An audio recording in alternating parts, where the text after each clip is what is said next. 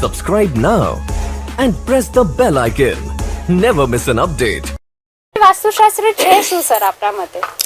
વાસ્તુશાસ્ત્ર જ્યારે આપણે શાસ્ત્રની વાત કરીએ છીએ, અનેક શાસ્ત્રો રચાયા છે માનવજાતના કલ્યાણ હેતુથી, માનવજાતના ઉપયોગ માટે.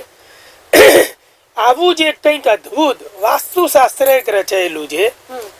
આદિ અનાદિ કાળથી એવું કહીએ કે વાસ્તુશાસ્ત્રના ઉપયોગથી અનેક નગરોના, અનેક રાજ્યોના, અનેક મહેલોના, અનેક આવાસોના નિવાસ અને અનેક એવું કહેવાય કે ઐતિહાસિક ઇમારતોના જે ઇમારતો બની છે તે વાસ્તુશાસ્ત્રને આધારે રચાઈ છે. આ તમામ રચના એવું કહેવાય છે કે બહુ પુરાના કાળથી ભારતમાં પ્રચલિત છે અને વાસ્તુશાસ્ત્રને ફોલો કરી હજારો વર્ષના એવા ઉલ્લેખો મળે છે કે જેમાં આ એક રચના કોઈ પણ આવાસની, નિવાસની કે કંઈ પણ નગરની રચના માટે વાસ્તુશાસ્ત્રના સિદ્ધાંતોને ફોલો કર્યા છે અને તેને આધારે અનેક ચીજોના નિર્માણ થયા. તો વાસ્તુશાસ્ત્ર છે શું? તો એવું કહે છે કે જે કોઈ પણ વ્યક્તિ, આ વ્યક્તિ એટલે માનવ જાત માટે રચાયેલું એક શાસ્ત્ર છે. માનવ જાત જે પોતાનું વસવાટ સમજે છે, દરેક માનવીને પોતાનું ઘર હોય છે. આ ઘર, આવાસ, નિવાસ આપણે જે કંઈ પણ નામ લઈએ તે તેને એક આશ્રય તો આપે છે, સાથે સુખ પણ આપે છે અને રક્ષણ પણ કરે છે. અને જે વસ્તુ આપણે જાણતા નથી, આપણે કેવળ એવું જાણીએ છીએ કે ભાઈ તડકા છાંયડાથી રક્ષણ થાય છે, વરસાદથી રક્ષણ થાય છે, કે અન્ય રીતે આપણે કંઈ મકાનની અંદર હોઈએ તો તમામ રીતે સુરક્ષિત અને સેફ હોઈએ છીએ. પરંતુ સાથે આ વાસ્તુશાસ્ત્રનો સિદ્ધાંત એવું કહે છે કે કુદરતી સ્વરૂપે માનવીને જે કુદરતે આપવું છે તે તેના વાસ્તુ દ્વારા માનવીને કુદરત આપે છે. એવું કહે છે કે દરેક દિશાઓના ચુંબકીય બળ હોય છે. આ ચુંબકીય બળ ભૂમિ દ્વારા અને આપણા આવાસની રચના દ્વારા તમામ દિશાઓથી આપણને પ્રાપ્ત થાય છે. આપણે જ્યારે આરામ કરીએ છીએ ઘરે જઈ, અને મુખ્યત્વે દરેક માનવી પોતાના ઘરની અંદર 10 થી 12 કલાક રહેતો હોય, તેમાં 7 થી 8 કલાક તો તે બિલકુલ કંઈ પણ કર્યા વગર આરામ કરતો હોય. હવે આપણે એવી અવસ્થામાં જ્યારે હોઈએ છીએ તો આપણું પણ પૂરેપૂરું શરીર, બોડી આ ચુંબકીય બળોને આકર્ષે છે અને શોષિત કરે છે. જેવી રીતે આપણું જે આવાસ છે એ પણ આ ચુંબકીય બળોમાંથી આવતા આંદોલનો અને બળોને આકર્ષે છે અને તે સમાહિત કરે છે. જેવી રીતે આપણા ઘરની અંદર સૂર્યનો પ્રકાશ આવે છે, ચાહે સવારે પૂર્વનો આવતો હોય, અગ્નિ દિશામાંથી, દક્ષિણમાંથી, પશ્ચિમમાંથી, દિવસ દરમિયાન કંઈ પણ રીતે આ પ્રકાશ આવે છે. આ પ્રકાશ આવી અને જતો નથી રહેતો.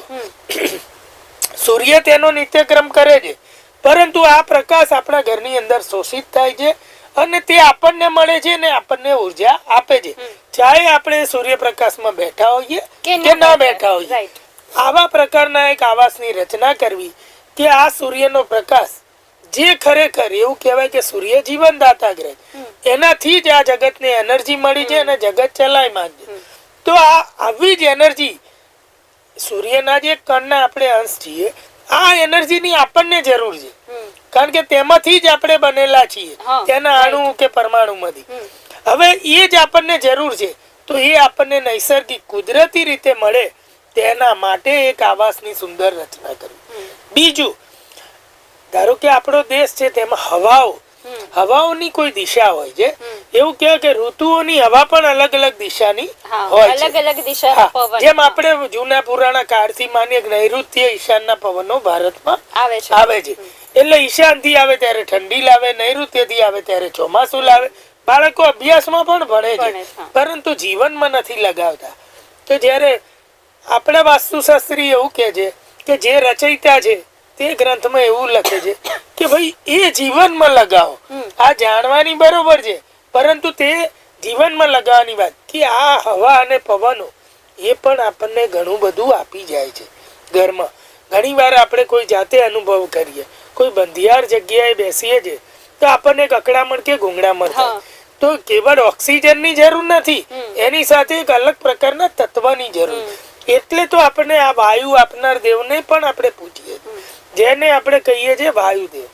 સમજો, એટલે કહેવાનો મિનિંગ એ છે કે ભાઈ આપણે તમામે તમામ જે કુદરતી સ્વરૂપે જે મળે છે એટલે જ આપણે તમામ દેવી દેવતાઓના નામ છે અને તેમના દ્વારા આપણને અનેક અનેક ચીજો મળે છે. માટે એવું કહેવાય કે આ બધી ચીજો અલગ અલગ દિશાઓના ચુંબકીય બળ, અલગ અલગ દિશાઓમાંથી આવતો પ્રકાશ, અલગ અલગ દિશાઓમાંથી આવતા પવનો, આ સિવાય એવું કહેવાય કે અમુક દિશાઓમાંથી તેના આકર્ષણ ને અપાકર્ષણને કારણે એક વિશિષ્ટ પ્રકારના આંદોલનો પેદા થાય છે. જે પણ આપણું ઘર જેવી રીતે બનેલું હોય તે શોષિત કરે છે અને તે એક પ્રકારનું એવું કહેવાય કે આ બધી ચીજોને સમાહિત કરી અને આપણને એક પોષણ આપે છે. તેના માટે વાસ્તુશાસ્ત્રની રચના એવા આવાસની થઈ છે કે અંદર જે માનવી વસે છે તેનો શારીરિક, માનસિક, આધ્યાત્મિક અને આર્થિક તમામ રીતે ઉત્તરોત્તર વિકાસ થાય. આવા એક ઉમદા હેતુથી વાસ્તુશાસ્ત્રની રચના થઈ છે. એટલે શાસ્ત્ર એવું કહે છે કે વસ્તુ ઇતિ વાસ્તુ. તમારું મકાન, દુકાન, ઓફિસ, ઘર, ફેક્ટરી, આવાસ, નિવાસ કંઈ પણ જે પરિસ્થિતિમાં જે છે તે તમારું વાસ્તુ છે, જે આવા બળોને એકઠું કરે છે અને તમને પોષે. ઘણી વખત આપણે એવું કહીએ છીએ કે અમુક દિશાઓ શુભ અને અમુક અશુભ. આની પાછળ શું કારણ હોય છે કે કઈ દિશાઓ આ પ્રમાણે શુભ અને અશુભ? જ્યારે આપણે દિશાઓની વાત કરીએ, શાસ્ત્ર એવું કહે છે કે પૂર્વ, પશ્ચિમ, ઉત્તર, દક્ષિણ, ઈશાન, અગ્નિ, વાયવ્ય અને નૈઋત્ય એ સિવાય પણ બ્રહ્મસ્થાન એટલે પાતાળ છે અને આકાશ છે.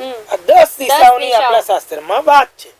હવે 10 દિશાઓની જો આપણે વાત કરીએ તો શાસ્ત્ર એવું કહે છે કે કોઈ પણ દિશા અશુભ નથી. એટલે કોઈ પણ જાતની કોઈ ગેરમાન્યતામાં બિલકુલ ના પડવું કે આ દિશા અશુભ છે અને આ દિશા શુભ છે.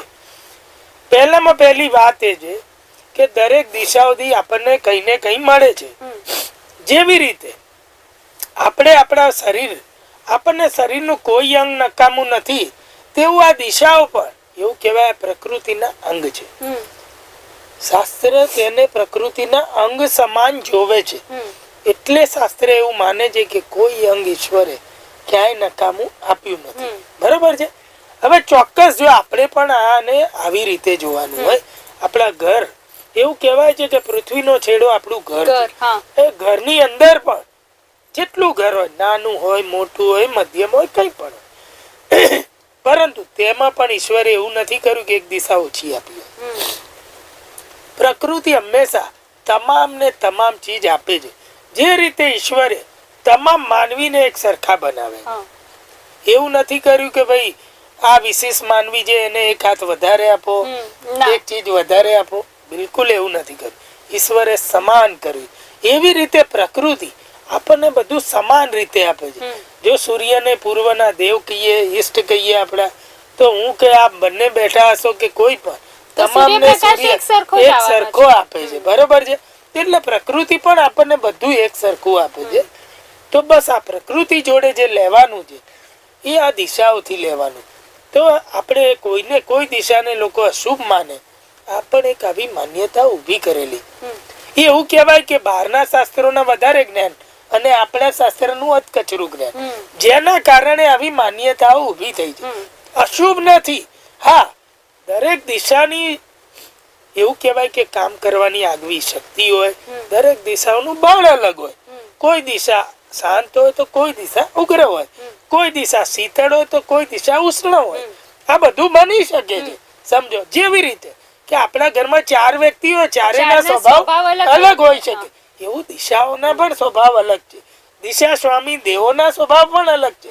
તો આપણે એવું માની ના શકીએ કે ભાઈ આ દેવ ઉગ્ર છે એટલે શુભ. ના, દરેક ચીજની દરેક જગ્યાએ જરૂરિયાત છે. આપણે પણ એવા ઉષ્ણતાની, એવી ઉગ્રતાની, આક્રમકતાની જીવનમાં જરૂર છે, પણ કેટલી? તો કે માપસરની. એના માટે આ એક મકાનની રચના કરવાની કે તમને દરેક દેવોની કે દરેક આ દિશાઓની શક્તિ એક પ્રકારે ચુંબકીય રીતે જેટલી માનવીને જોઈએ છે પોતાના વિકાસમાં, એ બરોબર મળી શકે. બરોબર છે. એના આધારે આ દિશાઓ નક્કી થઈ છે અને આપણને આ દિશાઓ પ્રાપ્ત થાય છે. તો કોઈ પણ દિશા અશુભ નથી.